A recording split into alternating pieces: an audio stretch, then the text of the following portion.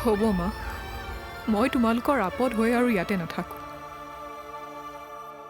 কলৈ যাবি মোৰ ঘৰৰ বোৱাৰী কৰি তাইক উদ্ধাৰ কৰিলোঁ এতিয়া মোৰ ওপৰতে কেছ দিয়ে ইমান ডাঙৰ অভিযোগ এটা দিব নালাগিছিল হেৰ' মই তোৰ মা তই মোক এইবোৰ কথা আগতে কোৱা নাছিলি কিয় কেনেকে কওঁ মা ইমান পুৰণা ঘটনা এটা আকৌ এনেকে মোৰ সন্মুখত আহিব বুলি মই ভবাই নাছিলো ৰচোন তই মোক এটা কথা কচোন অদিতিয়ে তোক প্ৰথম দেখোঁতে চিনি পাইছিল নেকি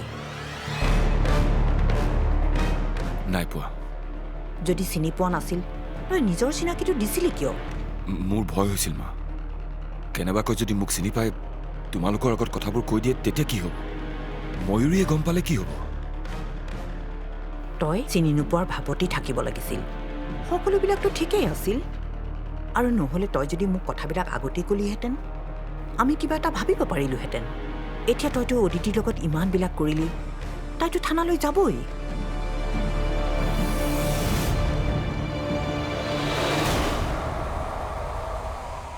উপায় নাই এতিয়া সকলো কথাই ওলাব আমি যদি কথাবিলাক আগতেই জানিলোহেঁতেন এই ঘটনাটো ইমান ডাঙৰ হ'বলৈ নিদিলোৱেহেঁতেন নহয় আমি সকলোবিলাক কথা সহজভাৱেই ল'লোহেঁতেন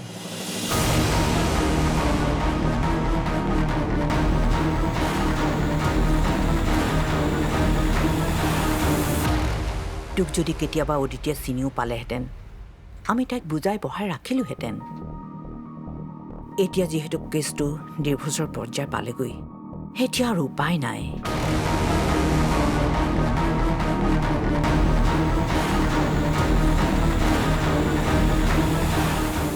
হেল্ল' কৃপাল দা ময়ূৰী কোৱা ৰাজৰ কি হৈছে কি হ'ল আকৌ অনবৰতে দেখোন টেনশ্যনত থাকে টেনশ্যন অঁ কালিৰ পৰা মোৰ লগত কথাও পতা নাই কি হৈছে সুধিলেও নকয় কালি মোলৈ সি ফোন কৰাৰ কথা আছিল মোক ফোন কৰা নাই হঠাৎ আকৌ কি হ'ল এনেই কিবা বিশেষ সমস্যা হ'লে মোক ফোন কৰি কয় কিন্তু কালিৰ পৰা একো কোৱা নাই আপুনি এবাৰ সুধিবচোন মোক নক'লেও আপোনাক ক'ব চাগে হ'ব দিয়া মই ৰাজৰ লগত কথা পাতি তোমাক জনাম তুমি চিন্তা নকৰিবা ঠিক আছে হ'ব দিয়ক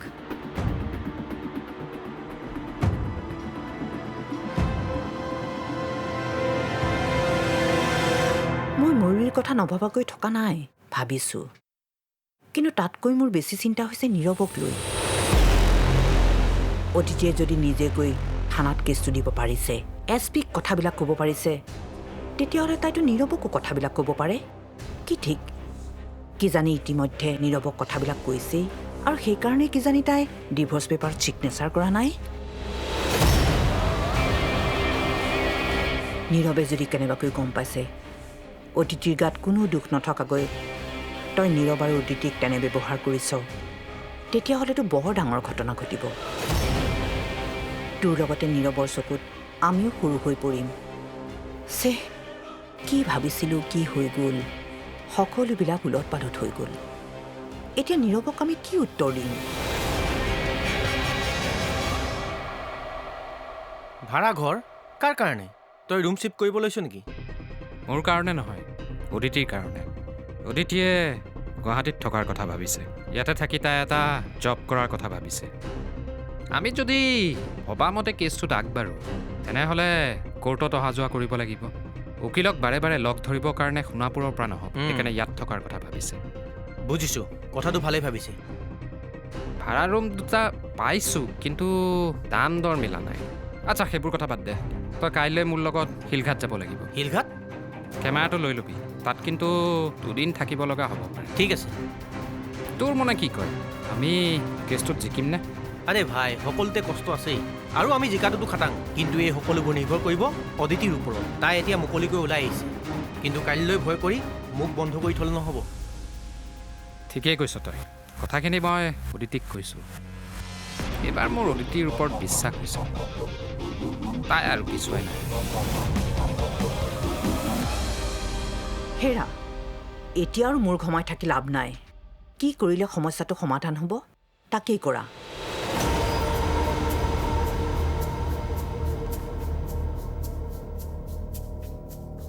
তাকেইতো একো উপায় বিচাৰি পোৱা নাই। তুমি কিবা এটা সোনকালে সিদ্ধান্ত লোৱা, নহ'লে পাছত একোৱেই কৰিব নোৱাৰিবা। মোৰ মতে এতিয়াও সময় আছে। মই এতিয়া কি কৰোঁ তুমিয়ে কোৱাচোন ৰেৱতী। আজিকালি ছ'চিয়েল মিডিয়া যিহে, কথাবোৰ প্ৰচাৰ হ'লে আমি আৰু ৰক্ষাই নাপাম। এতিয়া তুমি বচালেহে বচোৱা। মই মোৰ ল'ৰাটোক জেললৈ যোৱাটো নিবিচাৰোঁ। আৰু কথাবোৰ যদি পুনৰ ওলায়, ৰাজৰ সংসাৰখনো ঠিকে নাথাকিব। কথাবোৰ প্ৰচাৰ হোৱাৰ আগতেই তুমি কিবা এটা কৰা।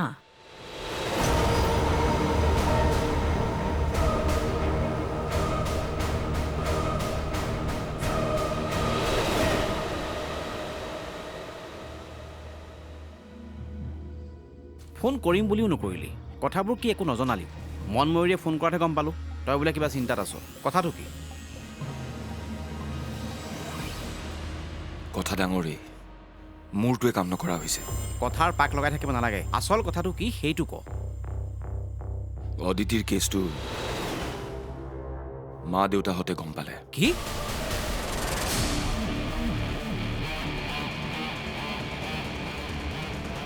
অদিতিয়ে এতিয়া মোৰ কথাবোৰ সকলোৰে আগত কোৱা আৰম্ভ কৰি দিছে। ময়ূৰীয়ে এতিয়ালৈকে নাজানে, কিন্তু গমটো পাবই। তাই গম পালে কি হ'ব, কি কৰোঁ একো ভাবি পোৱা নাই। মা দেউতাৰ মোৰ ওপৰত খং। মই অদিতিক চিনি পায়ো কিয় মা দেউতাক এইবোৰ কথা নকলো? এইটো বৰ ডাঙৰ কথা হ'ল। এইবোৰ কথা ভাবিয়ে মোৰ ৰাতি টোপনি নোহোৱা হৈছে। আৰু মোৰ যিমান চিন্তা হৈছে, মা দেউতাৰো একে। নীৰৱে এতিয়ালৈকে কথাবোৰ গম নাপায়, কিন্তু যদি গম পায় তেতিয়া আমাৰ ৰাস্তাত বিধি পথালি নিদিব। মনত ৰাখিব, কেনেবাকৈ যদি মোৰ ল'ৰাৰ পলিটিকেল কেৰিয়াৰত কিবা দাগ লাগে, মই কিন্তু বহি নাথাকিম। অদিতিক ক'ব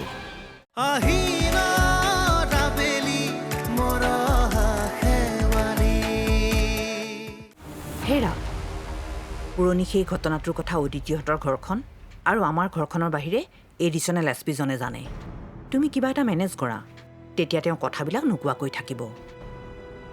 ইফালে থানাৰ আই চিজনক লৈতো আমি চিন্তাই কৰিব নালাগে। এতিয়া আমি অদিতিক বুজাম, তাইৰ কথাবিলাক ইমানতেই শেষ কৰিব। কথাবোৰ ডিভোৰ্চৰ পৰ্যায়লৈ যোৱাৰ পিছত আমাৰ কথাবোৰ এতিয়া অদিতিয়ে বুজি পাব জানো? হ'লেও এবাৰ বুজাই চোৱাত আপত্তি কিহৰ? নুবুজে। এতিয়া অদিতিয়ে আমাৰ একো কথাই বুজি নাপায়। মুঠতে তুমি কি কৰা মই নাজানো। ৰাজক বচোৱা। অদিতিক আমি কথাবিলাক ক'লে নুবুজিলেও নীৰৱে ক'লেতো বুজি পাব।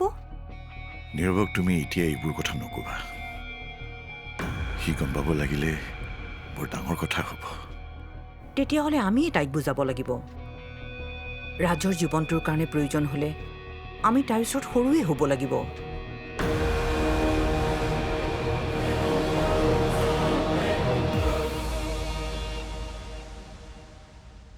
এতিয়া আৰু এটাই উপায় আছে মোৰ হাতত। কি? পলিটিক্স এৰি আকৌ US-লৈ উভতি যাব লাগিব। ৰবি, তেনেকুৱা কৰিলেও নহ'ব। সমস্যাটো ক'ত হৈ আছে সেইটো ভাব। এজনী সামান্য মানুহৰ কাৰণে তই এইবোৰেই গুচি যাবি নেকি? ইয়াত কেনেকৈ থাকিব পাৰি সেইটো চিন্তা কৰ। এতিয়া আৰু উপায় নাই। উপায় ওলাব ৰাজ, ভুলটো হৈয়ে গ'ল। এতিয়া কথাবোৰ কেনেকৈ নৰ্মেল হয় সেইটো চিন্তা কৰ। তাতে 15 বছৰৰ আগৰ ঘটনা, প্ৰমাণ নোহোৱাকৈ কোনে তোক বিপদত পেলাব পাৰে? মোৰ মতে অদিতিয়ে ছুপ্ৰিম কোৰ্ট গ'লেও একো ন্যায় নাপায়। আৰু তাই যদি তোৰ ওপৰত কেছ কৰে, তয়ো তাইৰ ওপৰত মানহানি কেছ কৰ। মই কৈছোঁ নহয় ৰাজ, তোৰ একো নহয়, বিপদ হ'ব সিহঁতৰ।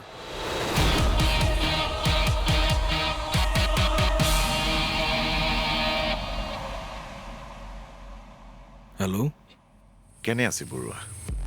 আছোঁ আৰু। কওকচোন কিয় ফোন কৰিলে বা? আপোনালোকে এইবোৰ কি আৰম্ভ কৰিছে? মানে অদিতিক ক'ব অনাহকত সময় নষ্ট কৰি লাভ নাই। আপোনালোকো সুখ শান্তিত থাকক আৰু আমাকো সুখ শান্তিত থাকিবলৈ দিয়ক। পুৰণি ঘটনা এটাক আপোনালোকে আকৌ কিয় উলিয়াইছে? আচলতে শুনক, মোৰ ল'ৰাই কিবা এটা ভুল কৰিছিল, কিন্তু তাৰ কাৰণে যি দিব লগা আছিল মই দিছোঁ। এতিয়া আকৌ কথাবোৰ থানাই থানাই গৈ কৈ থাকি কিবা লাভ হ'ব জানো? শুনক, মই একো কৰা নাই। যি কৰিছে মোৰ ছোৱালীয়ে কৰিছে। আপোনাৰ ছোৱালীক ভালদৰে বুজাই দিব, এইবোৰ যাতে নকৰে। আমাৰ এটা ইমেজ আছে। যদি আকৌ আপোনালোকে টকা পইচাৰ আশা কৰি এইবোৰ কৰিছে তেনেহ'লে বেয়া কৰিছে। ভদ্ৰভাৱে কৈছোঁ, আমাৰ ৰাস্তাত বিধি পথালি নিদিব। মনত ৰাখিব, কেনেবাকৈ যদি মোৰ ল'ৰাৰ পলিটিকেল কেৰিয়াৰত কিবা দাগ লাগে মই কিন্তু বহি নাথাকিম। অদিতিক ক'ব।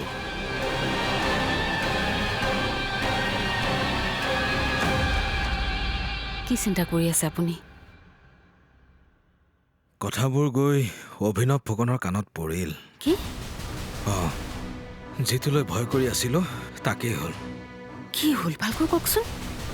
ফুকনে মোক ফোন কৰি ৱাৰ্ণিং দিছে। অতি সোনকালে ছোৱালীক বুজাবলৈ কৈছে, নহ'লে তেওঁ আমাৰ বিহিত ব্যৱস্থা ল'ব। কি? তুমি ছোৱালীজনীক বুজোৱা। মই বাৰে বাৰে কৈ আছোঁ, কথা নুশুনিলে কিন্তু বিপদ ডাঙৰ হ'ব। মানুহৰ আগত মুখ উলিয়াব নোৱাৰা ব্যৱস্থা কৰিব এতিয়া আমাক।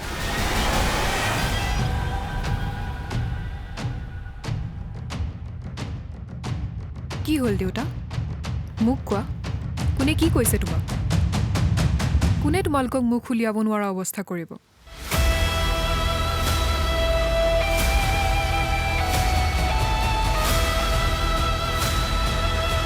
তুমি অদিতিৰ দেউতাকক ফোনত কিয় এনেকৈ ক'লা? তুমি তেখেতক এনেকৈ কোৱাটো জানো ভাল হ'ল? কথাবিলাক তেখেতক ভালকৈ বুজাইহে দিব লাগিছিল। কেতিয়াবা মানুহক বেলেগ ধৰণে কৈও চাব লাগে। চাওঁচোন কি ৰিজাল্ট ওলায়।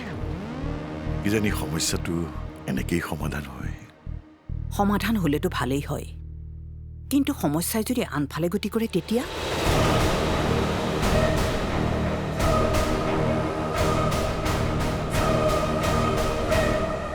তই যদি ক মই নহ'লে এবাৰ অদিতিৰ লগত কথাবোৰ পাতোঁ নেকি? তাইক কথাবোৰ কোৱাটো ভাল হ'ব জানো? আৰু তাই আমাৰ কথাবোৰ মানিব জানো? ব'ল নহ'লে এবাৰ যাওঁ। প্ৰয়োজন হ'লে দম দি হ'লেও কথাবোৰ ইয়াতে ৰাখিব লাগিব।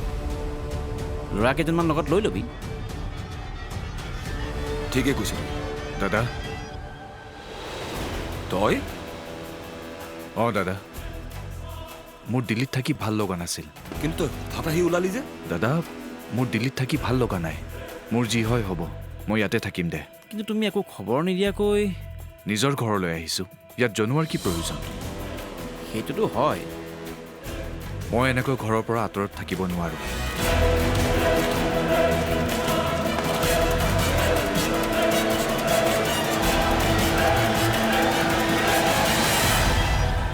ফুকনৰ এটা ফোন অহাৰ কাৰণে তোমালোকৰ ইমান চিন্তা হ'ব লগা কি হৈছে? তেওঁ আমালৈ ফোন কৰিছে আৰু আমাৰ চিন্তা নহ'ব? আৰে দেউতাৰক তেওঁ ৱাৰ্ণিং দিছে। মা, এইটো সৰু কথা। আচলতে তেওঁলোকে মই আইনৰ কাষ চাপা বুলি শুনি ভয় খাইছে।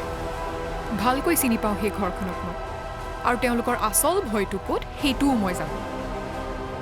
ভয় কৰিছে কিজানি ৰাজ ফুকনৰ পলিটিকেল কেৰিয়াৰ শেষ হৈ যায় নেকি। আৰু মোৰ উদ্দেশ্যটো সেইটোৱে হয়। মোৰ জীৱনটো ধ্বংস হ'লেই এতিয়া সিও ধ্বংস হ'ব লাগিব। সি তাৰ কৰ্মৰ ফল পাবই লাগিব। তই কি ভাব? তই এইবোৰ কৰাৰ পাছত সিহঁতে তোক সুদাই এৰিব? একো কৰিব নোৱাৰে তেওঁলোকে। মই কৈছোঁ তোমাক, তেওঁলোকে একো কৰিব নোৱাৰে মা। চাহ মাজনী, দুজনীকৈ ছোৱালী থকা এখন ঘৰ, তই এইবোৰ বিপদ চপাই নলবিচোন। কোনে বিপদ চপালে মা? মই নে তেওঁলোকে? তেওঁলোকে মোৰ লগত এনেকুৱা নকৰা হ'লে আজি আমিও শান্তিত থাকিব পাৰিলোহেঁতেন। ৰ'বাচোন, ফুকন অশান্তিত আছে, তোমালোকে ভালহে পাব লাগে। ভয় খাইছা কিয়? ভয় নাখাবা মা, মই কৈছোঁ একো নহয়।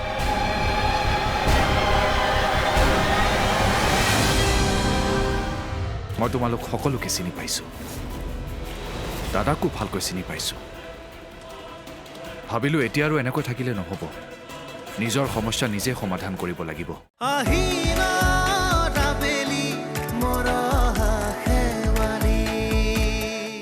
নীৰৱে এনেকে ঘৰলৈ অহালৈ চাই মোৰ এনেকুৱা ফিল হৈছে যেন সি কিবা এটা গম পাইছে। নহ'লে সি এনেকে দিল্লীৰ পৰা গুচি নাহে। এটলিষ্ট মোক সি এবাৰ হ'লেও ফোন কৰি জনালেহেঁতেন। ময়ো তাকে ভাবিছোঁ হঠাৎ সি এনেকৈ কিয় আহিব লগা হ'ল। কেনেবাকৈ নীৰৱ আৰু অদিতি ফোনত যোগাযোগত নাইতো। আমাৰ ঘৰখন ভাঙিবলৈ অদিতিয়ে নীৰৱক কথাবোৰ কোৱাটো একো ডাঙৰ কথা নহয়, কিন্তু নীৰৱে গম পালে দেখোন ময়ূৰীয়ে গম পাব। বেয়া কথা হ'ল নহয়। অদিতি দেখোন বৰ বেয়াকৈ লাগিছে। কিন্তু তই হঠাৎ গুচি আহিলি কিয়? মা, মই দিল্লীৰ পৰা গুচি আহিলোঁ। কিয়? মই ঘৰলৈ অহাৰ কাৰণে তোমালোকে বেয়া পাইছা নেকি? নহয় মানে তই একো খবৰ নিদিয়াকৈ আহিলি যে, কথাটো কি? সেই একেটা কথাই দাদাই মোক বাহিৰত সুধিছে। এতিয়া মই নিজৰ ঘৰলৈ আহিবলৈ তোমালোক সকলোৰে পাৰ্মিশ্যন ল'ব লাগিব নেকি? নহয় মানে তই আহিবি বুলি জনা হ'লে কোনোবাই এয়াৰপৰ্টৰ পৰা তোক লৈ আহিলেগৈহেঁতেন। নালাগে দেউতা, মই তোমালোক সকলোকে চিনি পাইছোঁ, দাদাকো ভালকৈ চিনি পাইছোঁ। ভাবিলোঁ এতিয়া আৰু এনেকৈ থাকিলে নহ'ব, নিজৰ সমস্যা নিজে সমাধান কৰিব লাগিব। তোমালোকে মোক একো কৰি দিব নালাগে। মই এতিয়াই থানালৈ যাম। থানালৈ? থানালৈ। থানালৈ কিয়? মোৰ কাম আছে দেউতা, মই থানাৰ পৰা আহিহে ক'ম। মোক মোৰ মতে কামবিলাক কৰিবলৈ দিয়ে।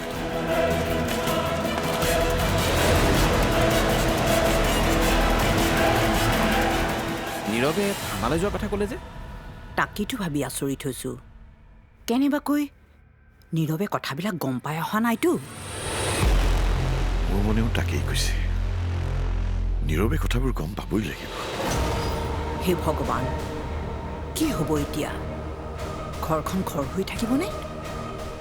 সি কাৰ ওপৰত কেছ দিবলৈ থানালৈ যায়?